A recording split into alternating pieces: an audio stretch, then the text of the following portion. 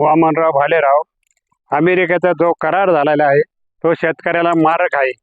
आपला माल तिकडे जातो तो त्याला 18% त्यांचा माल येतो तो त्याला 0% टॅक्स, आपला माल तिकडे जातो त्याला 18% टॅक्स लावता. याच्यामुळे शेतकऱ्यांचं वाटोळं होणार आहे. आणखी हा करार जो केलेला आहे तो शेतकऱ्याच्या कोणत्याही फायद्याचा नाही. त्याच्यामुळे हा करार रद्द करण्यात यावा. मी सायगावचा एक शेतकरी वसंत धनाजी खैरनार, राहणार सायगाव. तर शेतकरी नात्यानं मी सांगू इच्छितो की हा जो भारत अमेरिकेचा हा जो व्यापार करार झालेला आहे तर त्याच्यावर उलटसुलट जरी प्रतिक्रिया आज पूर्ण देशात उमटत असल्या तरी पण शेतकरी म्हणून आणि एक शेतकरी संघटनेचा कार्यकर्ता म्हणून माझं जे निरीक्षण मत आहे ते मी हेच सांगू शकतो की हा शेतकऱ्यांच्या मुळावरच हा करार येणार आहे.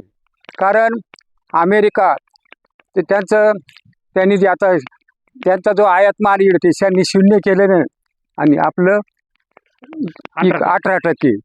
तर याचा सरळ अर्थ आहे का आपला त्या अमेरिकेच्या आणि त्या प्रबळ शेतकऱ्याच्या त्यांचा माल इथं येणार आणि त्या स्पर्धेमध्ये आपला गरीब शेतकरी टिकू शकणार नाही. कारण तिथली परिस्थिती वेगळी. तिथं यांत्रिकी मोठमोठं यांत्रिकीकरण आहे, तंत्रज्ञानाचं स्वातंत्र्य आहे, GM पिकं आहे आणि या स्पर्धेमुळे म्हणजे आपला गरीब शेतकरी कसा काय टिकणार आहे. तर या करारामुळं शेतकऱ्यांचं भरपूर वाटोळं होणार आहे. तो करार झाल्यात आज देशामध्ये सर्व मालाचे भाव पडलेले आहे आणि इथून पुढे ही परिस्थिती जास्त भयानक होईल. आणि आता त्यांनी एक पाऊल टाकलं तर ते हळूहळू तर पूर्ण आपल्या देशाला शेतकऱ्यांच्या मुळावरच येणारा हा करार राहील, त्यात कुठलीही शंका नाही, अशी शेतकऱ्यांची भावना आहे.